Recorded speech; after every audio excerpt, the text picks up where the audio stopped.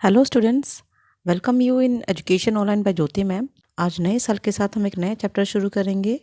Chapter number 3, motions of the अर्थ। बहुत time से मैं वीडियो बना नहीं पा रही थी क्योंकि थोड़ा बिजी हो गई थी, और जैसे ही मुझे टाइम मिला है मैंने आपके लिए टाइम निकाला है। चलिए स्टार्ट करते हैं। स्टार्ट करने से पहले आपसे बोलूँगी कि अगर आपको वीडियो अच्छा लगे तो अपने फ्रेंड्स में शेयर करना ना भूलें, अपने फ्रेंड ग्रुप्स में, अपने एजुकेशनल ग्रुप्स में शेयर करना ना भूलें। चलिए, मोशंस ऑफ द अर्थ। देखिए, मैंने पढ़ाया था आपको ग्लोब पे लैटिट्यूड एंड लॉन्गिट्यूड लाइंस। अब हम बात करेंगे कि जो अर्थ है उसका मोशंस किस तरह से होता है। अर्थ का मोशन दो तरह से होगा यहाँ पर। पहला है आपका रोटेशन। देखिए, रोटेशन में क्या है, जो अर्थ अपने एक्सिस पे जो मूव करती है, जो उसका मूवमेंट अपने एक्सिस पे होता है। अब एक्सिस क्या होता है? एक्सिस होता है, जैसे आप झूला देखा है आपने, झूला होता है ना। झूला क्या होता है, दो रोप होती है और आप वहाँ बैठते हैं। तो जहाँ पे वो बंधा होगा, जहाँ से वो रोप बंधी होगी, सिर्फ उसी मोमेंट में वो झूला झूलेगा। ये थोड़ा ना कि वो झूला इस तरह से भी जा सकता है, ऐसे तो नहीं जाएगा ना। वो सिर्फ आगे पीछे जाएगा, यानी वो उसके एक्सिस क्या होगी, वो सिर्फ आगे पीछे जा सकता है, वो उसकी एक्सिस है। ठीक है, ऐसे ही अर्थ की एक्सिस है, अर्थ की सेंटर में एक्सिस है और अर्थ उस एक्सिस पे ही घूमती है। लट्टू देखा है आपने? लट्टू जब घूमता है तो एक निब जो होती है लड्डू लट्टू की, कुछ लट्टू की शेप इस तरह से होती है ना, उसमें नीचे एक निब सी होती है। जब उसे फेंकते हैं तो वो अपनी निब के ऊपर घूम रहा होता है। तो वो जो निब होती है वो उसकी एक्सिस होती है, निब। ठीक है ना, जो नीचे एक पॉइंट होता है, बॉल होती है, एक एक नेल होती है ना, कील टाइप से होती है, वो उसकी एक्सिस हो गई। तो इस तरह से वो अपनी एक्सिस पे घूम रही है अर्थ। इस अर्थ को अगर हम देखें, ये घूम रही है, ये रोटेट हो रही है, तो रोटेट कहाँ हो रही है? ये इसका एक्सिस है। ठीक है, यहाँ पे आप एक ऊपर देख पाएंगे, ये अपने एक्सिस पे रोटेट हो रही है। ठीक है, रोटेट किस डायरेक्शन में होगी? वेस्ट टू ईस्ट, है ना। तो ये वेस्ट टू ईस्ट अपने एक्सिस पे घूमेगी। देखिए, आप जानते हैं हमारे सोलर सिस्टम में कितने प्लैनेट्स हैं? 8 प्लैनेट्स हैं। तो वो 8 जो है, वो आठों के आठ है, आठ, वो 8 के 8 प्लैनेट सन के अराउंड, ठीक है, अपने पाथ में एक उनका फिक्स पाथ है या उनका ऑर्बिट है। पाथ होता है रास्ता, ठीक है, या फिर रास्ते को ये बोल सकते हैं हम ऑर्बिट। ऑर्बिट जो वर्ड है, ये ऑर्बिट आप कह सकते हो, ये एक एस्ट्रोनॉमिकल लैंग्वेज में बोल सकते हैं ऑर्बिट। ये सन है, ठीक है, पहला सेंटर में सन है, फिर आपका मरकुरी आ गया, फिर आपका वीनस आ गया, फिर आपका अर्थ आ गया थर्ड प्लैनेट, फिर आपका मार्स आ गया, then Jupiter, Saturn, Uranus and Neptune. ये सात आठों के आठों प्लैनेट जो हैं, ये अपने पाथ पे या ऑर्बिट में एक पर्टिकुलर पाथ पे ही राउंड राउंड रोटेशन में घूम रहे हैं अराउंड द सन। ये नहीं है कि अब ये आज इस पाथ पे है, कल ये इस पाथ पे पहुंच जाएगा, या अर्थ किसी और पाथ पे आ जाएगी। नहीं, इनका एक फिक्स ऑर्बिट है, उस ऑर्बिट में ही रोटेट करेंगे ये सन के अराउंड। ठीक है, इसको बोलते हैं ऑर्बिट। ऐसे ही सन भी अपना, ऐसे ही अर्थ भी अपने ऑर्बिट में मूव कर रही है। उसको बोलेंगे, जो उसका वो मूवमेंट है अराउंड द सन, वो आपका रिवोल्यूशन होगा। ठीक है, वो आपका क्या होगा? रिवोल्यूशन। अगर अपने एक्सिस पे घूम रही है तो वह है रोटेशन, और सन के अराउंड घूम रही है तो वो है रिवोल्यूशन। देखो, रोटेट, हम बोल रहे हैं क्यों रोटेट हो रहे हैं बार बार?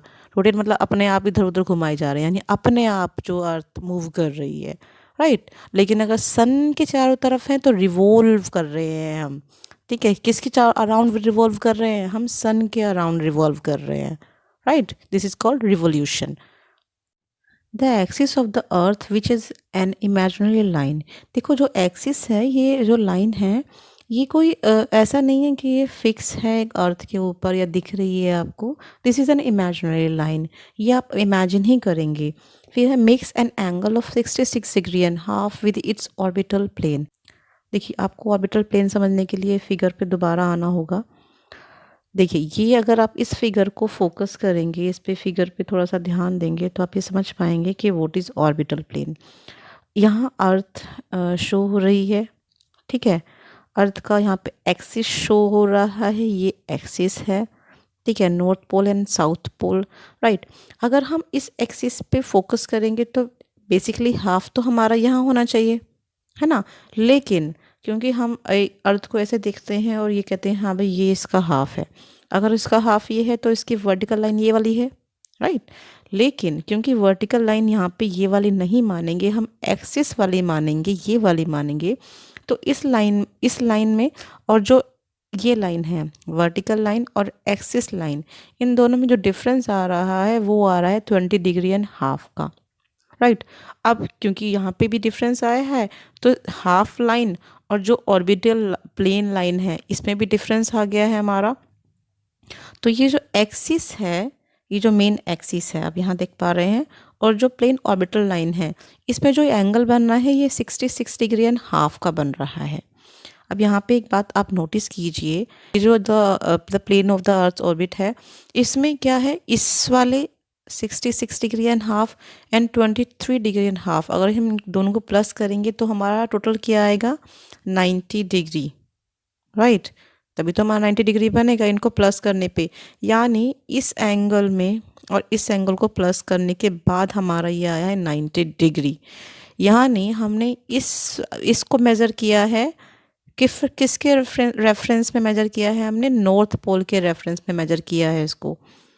आप ये समझिए कि यहाँ पे हमने यहाँ डिफरेंस दिखाया है कि जो मेन हमारा वर्टिकल लाइन है उसमें और नॉर्थ पोल का जो हमारा जो एक्सिस लाइन है उसमें कितने डिग्री का आ रहा है डिफरेंस, हमारा 20 डिग्री एंड हाफ का आ रहा है। और जो हमारी एक्सिस लाइन है और जो ऑर्बिटल जो हमारी ये प्लेन ऑर्बिट जो दिखाया है अर्थ का उसमें 66 डिग्री एंड हाफ का डिफरेंस है। आप यहाँ पे ये समझिए कि अगर वर्टिकल लाइन के बारे में पूछा जाए आपसे तो आप कहेंगे 23 डिग्री एंड हाफ का डिफरेंस आया है। अगर आपसे पूछा जाए the plane of the earth orbit कितना आया है तो आप 66 डिग्री एंड हाफ बोलेंगे, राइट। चलिए स्टार्ट करते हैं वहाँ से दोबारा हम। तो यहाँ पे इन्होंने बोला है the plane formed by the orbit is known as the orbital plane. The earth receive light from the sun. Earth की एक अपने आप कोई लाइट प्रोड्यूस थोड़ा ना करता है, आपकी तरह इतनी रोशनी है अर्थ पे, ये जो रोशनी आती है हमें कहाँ से मिल रही है, सन से मिल रही है। Due to the spherical shape of the earth, क्योंकि अर्थ की शेप जो है वो स्फेरिकल है। आप अगर बोलेंगे तो अर्थ को बिल्कुल राउंड नहीं बोल सकते, it's not zero, even zero भी हमारी थोड़ी सी ऐसी लिखते हैं हम लोग, ये ज़ीरो भी नहीं है, ये सर्कल भी नहीं है, ये है आपकी स्फेरिकल शेप जो आपके नॉर्थ पोल और साउथ पोल पे थोड़ा सा दबा हुआ है, ठीक है। यहाँ से फ्लैट है नॉर्थ पोल और साउथ पोल से, और यहाँ पे कर्व शेप में है, ठीक है। This is called spherical shape. Only half of its get light from the sun at a time. अब देखो अगर हमारी शेप ऐसी है और सन से यहाँ पे रोशनी आ रही है तो क्या होगा, कुछ रेज स्ट्रेट आएंगी, है ना, कुछ रेज स्ट्रेट आएंगी, और कुछ रेज अगर हम देखेंगे अर्थ तो अपनी रेज वैसे ही डालेगा, लेकिन क्योंकि अर्थ की शेप ऐसी है कि कुछ तो वो स्ट्रेट लेगा और कुछ उसके जहाँ पे स्लांट है, ये देखो ये स्लांट है, यहाँ से वो लाइट निकल जाएगी ऐसे नॉर्थ पोल से और साउथ पोल से। समझ पा रहे हैं, सन से कुछ तो स्ट्रेट आ रही है और कुछ नॉर्थ पोल और साउथ पोल से स्लांटली निकल रही है, ठीक है। क्यों निकल रही है, क्योंकि वहाँ पे कोई ऐसा नहीं है कि वहाँ पे रुक सकती है, वो है ना, स्ट्रेट लाइन में चलती है लाइट। कभी ऐसा नहीं होता कि मूव हो के भाई चलो ठीक है यहाँ जाइए फिर यहाँ पे आ जाएगी, ऐसा नहीं होगा वो। तो ये जो इसकी वजह से जो अर्थ का जो इक्वेटर है सबसे ज़्यादा जो गर्मी होती है वहाँ पे होती है, जो 0 डिग्री है ना इक्वेटर, सबसे ज़्यादा गर्मी यहाँ पे होती है, और नॉर्थ पोल और साउथ पोल पे इसी वजह से, क्योंकि वहाँ पे जो लाइट है सनलाइट है वो स्ट्रेट नहीं आ रही है, तो वहाँ पे बहुत ज़्यादा ठंड होती है। इस वजह से वहाँ पे हमेशा कहते हो कि 6 महीने का ये सूरज दिखता है, रोशनी 6 महीने आती है ज़्यादातर।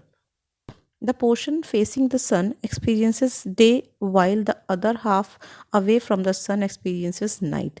अब ये बिल्कुल सिंपल सी बात है, अगर हमारी अर्थ यहाँ पर है, ठीक है, और यहाँ पे सन है, तो जो पोर्शन सन के सामने होगा वहाँ पे तो रोशनी आएगी, है ना, यहीं तो रोशनी आएगी। ऐसा तो नहीं होगा कि रोशनी घूम के इस तरफ आ जाएगी, ऐसा नहीं होगा ना। तो जहाँ पे सामने जो अर्थ का फेस जो भी साइड और सन के सामने होगी वहाँ पर डे होगा, और जो बैक साइड होगी ये वाली यहाँ पे नाइट होगी। और जैसे ही अर्थ अपने एक्सिस पे मूव करते करते इस तरफ आएगी, फिर क्या होगा, ये वाला पोर्शन इधर पहुँच जाएगा और ये इधर आ जाएगा, यानी इस वाले पोर्शन पे जहाँ पे नाइट थी वहाँ पे अब डे हो जाएगा, और जहाँ पे डे था फिर वहाँ नाइट हो जाएगी। ठीक है, क्योंकि अर्थ अपने एक्सिस पे मूव कर रही है, या बोल सकते हो रोटेट कर रही है, ये इस वजह से होगा। तो यानी रोटेशन से हमारा क्या हुआ, रोटेशन से हमारा डे और नाइट डिसाइड हुआ। समझ गए, डे और नाइट किससे डिसाइड होगा हमारा, रोटेशन से। कोई आपसे पूछे कि डे और नाइट किस वजह से हो रहे हैं, क्योंकि अर्थ अपने एक्सिस पे रोटेट हो रही है, इस वजह से क्या हो रहा है, डे और नाइट हो रहे हैं। अब नेक्स्ट है आपका the circle that divides the day from the night on the globe is called the circle of illumination. देखो, वो जो सर्कल डिवाइड करता है डे और नाइट को, उसको बोलेंगे सर्कल ऑफ इल्यूमिनेशन। आप इस फिगर में देखो, जहाँ रोशनी आ रही है सन की, यहाँ पे देख पा रहे हैं आप, यहाँ पे डे है, इस तरफ क्या है, नाइट है। तो ये जो सर्कल है, ये जो है, ये सर्कल ऑफ इल्यूमिनेशन है। राइट, यहाँ पे क्योंकि रोशनी आ रही है, प्रदीप्ति व्रत बोलते हैं ऐसे हिंदी में, जब हम पढ़ाते हैं तो हम यही वर्ड यूज़ करते हैं, प्रदीप्ति व्रत। This circle does not coincide with the axis as you see in the figure 3.2। आप यहाँ पे एक चीज़ और नोटिस कीजिए, देखिए इसका एक्सिस कहाँ है, अर्थ का एक्सिस है हमारा यहाँ पर है। ठीक है, इक्वेटर हमारा यहाँ पर है, और जो हमारा सर्कल ऑफ इल्यूमिनेशन है वो हमारा यहाँ पर है। तो यानी ये कहना चाह रहे हैं यहाँ पे, तो सर्कल ऑफ इल्यूमिनेशन जो है वो जो एक एक्सिस है, उससे उसका कोई मतलब नहीं है कि एक्सिस पे ही वो होगा, मतलब सर्कल ऑफ इल्यूमिनेशन। ये क्योंकि हमने अर्थ को सिर्फ ऐसे माना है, और हम इसको हाफ इस तरह मानते हैं, तो इसलिए हमने सर्कल ऑफ इल्यूमिनेशन ऐसे किया है। यानी पृथ्वी पे जहाँ पे आधे पे रोशनी आ रही है, ये ही हमारा सर्कल ऑफ इल्यूमिनेशन है। ठीक है, फिर है the earth takes about 24 hours to complete one rotation around it axis. देखो, अपने एक्सिस को पे जो देखिए अपने एक्सिस पे अर्थ 24 आवर्स में पूरा रोटेट हो जाती है। ठीक है, अपना रोटेशन पूरा कर लेता है। The period of rotation is known as the earth day. जिस जिस पीरियड में अपना रोटेशन पूरा करता है अर्थ, उसको बोलेंगे हम अर्थ डे। ठीक है, क्योंकि अर्थ ने अपना एक्सिस पूरा किया है। This is the daily motion of the अर्थ, और ये डेली पूरा होता है। 24 आवर में अर्थ अपने एक प्लेस से दूसरे प्लेस पे वापस आ जाता है, यानी अपने एक पॉइंट से दूसरे पॉइंट पे वापस आती है। ठीक है, तो इसको जो ये डेली जो मोशन हो रहा है, या फिर इसे बोलेंगे अर्थ डे, जिसमें अपना रोटेशन पूरा कर रहा है एक्सिस पे अर्थ। राइट, फिर है what would happen if the earth did not rotate. ऐसा क्या होगा अगर रोटेट नहीं हुई अर्थ, तो आप इमेजिन करो क्या हो सकता है, ऐसा क्या होगा उससे। इससे क्या होगा, उससे सिर्फ एक साइड, जिस तरफ रोशनी होगी उस तरफ तो बहुत रोशनी होगी, उधर तो पूरा दिन रहेगा, लेकिन जो अदर साइड है वहाँ पे बहुत ठंड हो जाएगी। आप जानते हो, जब नॉर्थ पोल पे और साउथ पोल पे फिर भी 6 महीने भी अगर धूप आती है, तभी वहाँ पे इतनी स्नो है, इतनी ज़्यादा बर्फ़ है, ग्लेशियर्स हैं वहाँ पर। तो अगर बिल्कुल ही रोटेट नहीं होगी, तो अर्थ का जो एक साइड होगा वहाँ पे पूरा फ्रीज हो जाएगा, और उससे क्या होगा, डिसबैलेंस होगा अर्थ पे। देखिए, portion of the earth facing the sun would always experience day, thus bringing continuous warmth to the other half would remain in darkness and be freezing cold all the time, और जो दूसरा half होगा वो freezing point पे आ जाएगा, बिल्कुल freezing cold होगा वहाँ पर। Life would not have been possible in such extreme conditions, और वहाँ पे लाइफ शायद पॉसिबल ही ना हो पाए। The second motion of the earth around the sun is orbit is called revolution। अधिक ऊपर हमने पढ़ा है रोटेशन में क्या हो रहा है, डे एंड नाइट हो रहा है। अब है रिवोल्यूशन। देखो, रिवोल्यूशन आप यहाँ पे इस फिगर में देखो, यहाँ पे बहुत अच्छा दिखाया है रिवोल्यूशन, कि किस तरह से रिवोल्यूशन हो रहा है। देखियो, सेंटर में आपके सन है, अर्थ रिवॉल्व हो रहा है सन के अराउंड, आप देख पा रहे हैं इस डायरेक्शन में। यहाँ पर डायरेक्शन नोट कीजिए किस डायरेक्शन में हो रहा है। ठीक है, ये रोटेट हो रहा है, और ये पूरा जो टाइम होता है ये 365 डेज यहाँ पे लिखा हुआ है ना। ये अपना पूरा एक रिवोल्यूशन पूरा कर लेता है। कौन, अर्थ अपनी पूरी रिवोल्यूशन कर लेता है किसके अराउंड? सन के अराउंड 365 डेज के अंदर। It takes 365 days and 1/4 days. यहाँ पे इन्होंने ये जो 1/4 लिखा है, ये 1/4 इसलिए लिखा है कि ये 1/4 है, ये 6 आवर्स होते हैं हर साल में, यानी 365 डेज प्लस 6 आवर्स। अब देखो 6 आवर्स अगर हम हर साल में जोड़ते रहें, 365 डेज 1 ईयर में हो गए, 365 2 ईयर्स में हो गए, 365 3 ईयर्स में हो गए और 365 4 ईयर्स में। अब 6 घंटे यहाँ के हो गए जो हमारे पास एक्स्ट्रा थे, 6 आवर्स यहाँ के एक्स्ट्रा हो गए, 6 आवर्स यहाँ के एक्स्ट्रा हो गए और 6 आवर्स यहाँ के एक्स्ट्रा हो गए। जब हम इन सब आवर्स को 6 + 6 + 6 + 6 तो टोटल कितने बन गए हमारे? 24 आवर्स। ठीक है ना, 24 आवर्स। अब यहाँ पे देखो, आप जानते हो कि 365 डेज एक ईयर में होते हैं, लेकिन एक ईयर ऐसा आता है हर 4 साल के बाद, 1 2 3 4, जिसमें 366 डेज भी होते हैं, and this is called leap year. इसे क्या बोलते हैं? Leap year. अब लीप ईयर क्यों बोला है हमने इसको? क्योंकि इसमें 24 घंटे एक्स्ट्रा जुड़ गए हैं, यानी एक दिन एक्स्ट्रा जुड़ गया है। आप जानते हैं 24 आवर्स एक दिन के बराबर होता है, यानी एक दिन हमारा एक्स्ट्रा जुड़ गया है, यानी लीप ईयर में 366 डेज होंगे और नॉर्मल ईयर में 365 डेज होंगे। राइट, आई होप आपको क्लियर हो रहा होगा।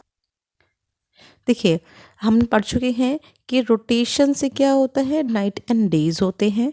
अब है रिवोल्यूशन से क्या होता है? इससे सीजन डिसाइड होते हैं। ठीक है, सीजन किस तरह से होंगे। ओके, नेक्स्ट पोर्शन में आपको यही समझाया गया कि व्हाट इज़ लीप ईयर। ठीक है, लीप ईयर क्या है, जो हम ऑलरेडी ऊपर डिस्क्राइब कर चुके हैं।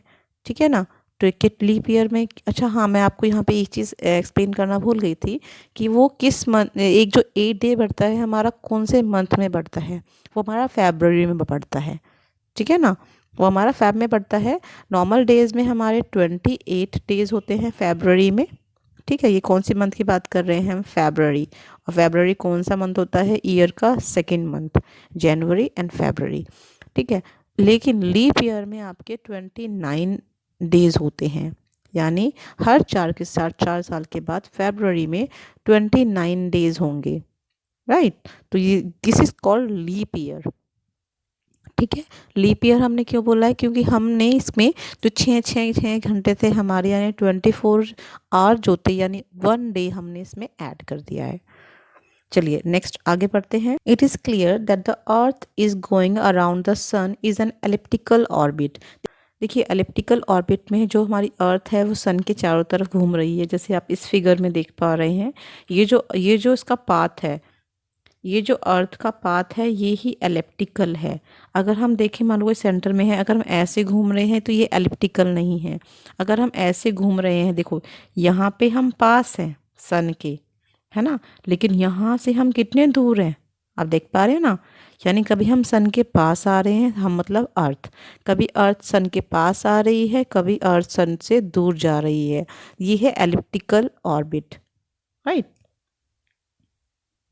a year is, notice that throughout its orbit the earth is inclined in the same direction। और अब यहाँ पे एक चीज़ और नोटिस करेंगे कि अर्थ जो है वो इस सेम डायरेक्शन पे ही इंक्लाइन करा हुआ है, यानी झुकी हुई है ना। ये है अर्थ का एक्सिस, है ना, ये अर्थ का एक्सिस है, ये अर्थ का एक्सिस है, यानी झुकी हुई है अपने एक्सिस पे और सेम डायरेक्शन में झुकी हुई है पूरे साल। यहाँ पूरे साल का दिखा हुआ है। देखो मार्च में अर्थ कहाँ पे कैसे झुकी हुई है, फिर जून में कैसे झुकी हुई है अर्थ, फिर 23 सितंबर को कैसे झुकी हुई है, फिर दिसंबर में, यानी मार्च से लेकर फिर जून आ गया, सितंबर आ गया और फिर दिसंबर आ गया।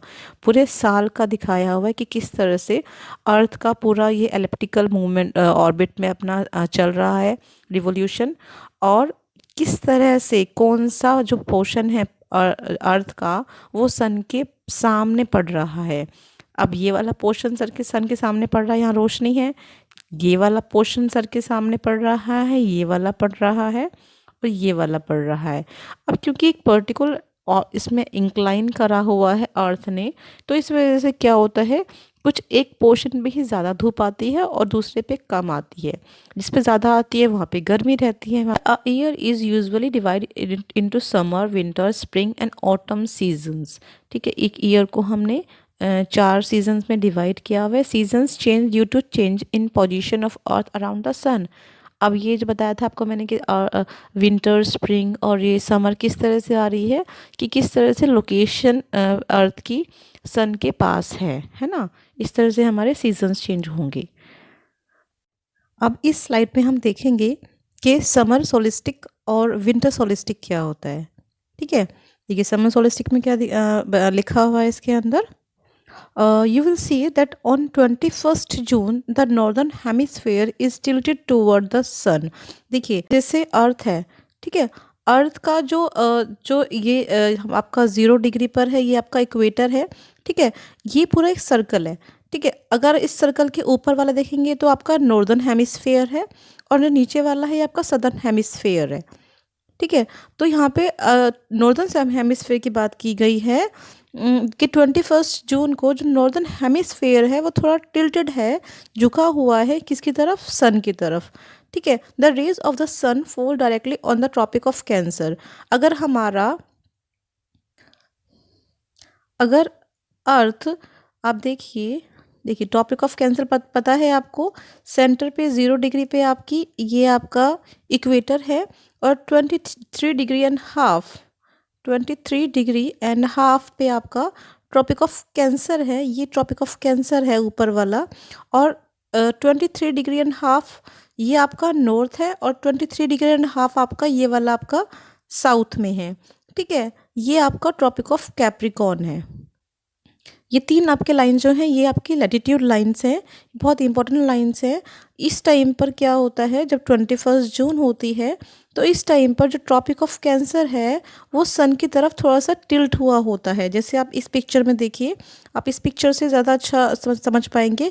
21 जून यहाँ पे दिखाया गया है। ट्रॉपिक ऑफ कैंसर जो ऊपर वाली लाइन है आपकी, ये आपकी ट्रॉपिक ऑफ कैंसर है और ये कहाँ टिल्टेड है, सन की तरफ थोड़ा सा टिल्टेड है। समझ गए, झुकी हुई है सन की तरफ थोड़ा सा। As a result these area receive more heat. जब सन की तरफ झुकी हुई है तो यहाँ पे क्या होगा, ज़्यादा हीट होगी। The areas near the poles receive less heat, और जो पोल्स है वहाँ पे लेस हीट होगी। As the rays on the sun are slanting, क्योंकि सन की तरफ सन की रेज है वो नॉर्थ पोल की तरफ क्या होगी, स्लांटिंग होगी थोड़ी सी। अब आप देखिए ना इस तरह से, अगर ये कैंसर है लाइन और ये 0 डिग्री है आपका, ये ऐसे है। ठीक है, अब अगर सन यहाँ पे है तो आप देखिए साउथ की यहाँ पे साउथ पोल पे स्लांटिंग है और इवन नॉर्थ पोल पे भी आपकी स्लांटिंग ही होगी। ठीक है, फिर है the north pole is inclined toward the sun, and the place beyond the Arctic Circle experience continuous daylight for about 6 months। और जो नॉर्थ पोल था ऊपर वाला हमने देखा था वो सन की तरफ रहेगा अराउंड 6 मंथ तक, यानी वहाँ पे 6 महीने दिन रहेगा। समझ गए आप, जब मैं बोल रही थी कि 6 महीने दिन रहेगा 6 महीने रात रहेगी, वो यहाँ पे इस कंडीशन में हो रहा है। Since a large portion of northern hemisphere is getting light from the sun. और जो हेमिस्फेयर है नॉर्दर्न हेमिस्फेयर है हमारा, वहाँ पे लाइट मिलती रहेगी सन की। It is a summer in the region of north of the equator. और जो इक्वेटर का जो नॉर्थ है इस टाइम पर वहाँ पर आपकी इस टाइम पर समर सीजन रहेगा। The longest day and the shortest night at these places occur on 21st June। ये बहुत बार क्वेश्चन आता है। This is the longest day and the shortest night at these places occur on 21st June। अगर question पूछता है when is the longest day on the earth, तो you will say is 21st June, right? At this time in the southern hemisphere all these conditions are reversed। और बिल्कुल reverse होगा, southern hemisphere में क्या होगा, वहाँ पे सनलाइट नहीं होगी और वहाँ पे हीट भी कम होगी, right. In in it is winter season there, और वहाँ पे क्या होगा, विंटर सीजन होगा। The nights are longer than the days, और जो नाइट्स होंगी वो लॉन्गर होगी डेज की comparatively. This position of the earth is called the summer solstices. ठीक है। समर सोलिस्टिक क्यों बोला गया, क्योंकि समर जो उस टाइम पर सन की तरफ जो अर्थ का फेस है वहाँ पे क्या है, समर है हमारा। सन की तरफ जो फेस है हम उससे सिग्निफाई कर रहे हैं इस चीज़ को कि समर सोलिस्टिक होगा हमारा। ठीक है। फिर नेक्स्ट है आपका विंटर सोलिस्टिक। देखिए विंटर सोलिस्टिक कब होगा, 22 दिसंबर। The tropic of Capricorn receive the direct rays of the sun. अब ट्रॉपिक ऑफ कैंसर जो है, ट्रॉपिक ऑफ कैप्रिकॉर्न जो है वो डायरेक्ट सनलाइट ले रही हैं, जो हमारे साउथ पोल में आएगा, सनलाइट ले रही हैं। और साउथ पोल जो है वो थोड़ा टिल्ट होगा सन की तरफ। ठीक है। As the sun rays falls vertically at the tropic of Capricorn, देखिए 23.5 डिग्री साउथ में है ट्रॉपिक ऑफ कैप्रिकॉर्न, और उस पर वर्टिकल लाइट सनलाइट पड़ रही है। A large portion of southern hemisphere get light, तो वहाँ पे जो सदर्न हेमिस्फेयर है वहाँ पे ज़्यादा लाइट होगी, यानी बिल्कुल रिवर्स हो जाएगा समर सोलिस्टिक का। जिस तरह से समर में क्या था, नॉर्दर्न में आ रहा था सनलाइट ज़्यादा, ऐसे ही विंटर सोलिस्टिक में साउथ में आएगा। ठीक है ना, साउथ जो हेमिस्फेयर है, सदर्न हेमिस्फेयर है, वहाँ पे ज़्यादा लाइट होगी, वहाँ पे डेज लॉन्गर होंगी। ठीक है, नाइट्स शॉर्टर हो जाएंगी, almost reverse of summer solstice, right. और do you know that Christmas is celebrated in Australia in the summer season. और वो बहुत इंपॉर्टेंट पॉइंट है, ये आपका क्वेश्चन भी आएगा इसमें कि समर सीजन में कहाँ पे क्रिसमस सेलिब्रेट होता है। It is in Australia. Australia में क्रिसमस सेलिब्रेशन होता है समर में, यानी गर्मियों में। वरना नॉर्मली कब आता है क्रिसमस, 25 दिसंबर को आता है ना, 5 दिसंबर को आता है, और उस टाइम तक सर्दियाँ होती हैं। लेकिन ऑस्ट्रेलिया में आपका समर सीजन में आता है क्या, Christmas, right. On 21 March and 23 September direct rays of the sun fall on equator. और 21 मार्च को, 23 सितंबर को इक्वेटर पे, यानी 0 डिग्री जो हमारा इक्वेटर लाइन है उस पर डायरेक्ट सनलाइट पड़ती है। At this position neither the pole is tilted toward the sun, कोई भी पोल उस टाइम पर टिल्टेड नहीं है सन की तरफ, right. The whole earth experience equal days and equal nights, तो पूरे अर्थ पर इक्वल डेज होंगे और इक्वल नाइट्स होंगी। This is called the equinox, बहुत इंपॉर्टेंट है। What is equinox?